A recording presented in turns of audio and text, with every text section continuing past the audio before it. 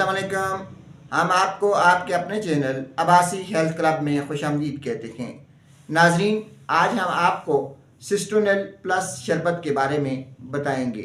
नाजरीन, सिस्टोनेल प्लस शरबत में पेज़ोटाइफिन और विटामिन बी कम्प्लेक्स पड़े हुए हैं।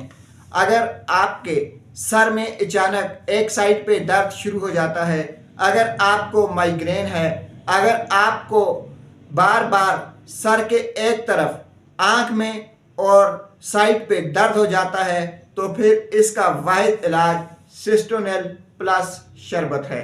नाजरीन, सिस्टोनेल प्लस शरबत जो है ये माइग्रेन को और इस तरह के क्लस्टर पेन को हमेशा हमेशा के लिए ख़त्म कर देता है।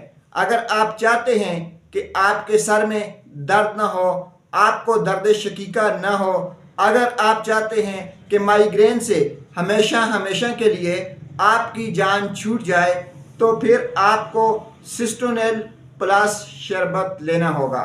इसको लेने का तरीक़ाकार ये है कि 1 चम्मच सुबह, 1 चम्मच शाम, खाने से आधा घंटा पहले इस्तेमाल करें। दर्द शकीका, माइग्रेन या क्लस्टर पेन के लिए कम से कम 1 माह तक इसे इस्तेमाल कर सकते हैं। 12 साल से कम उम्र के बच्चों को देने से पहले एक बार अपने डॉक्टर से ज़रूर मशवरा कर लें। शुक्रिया।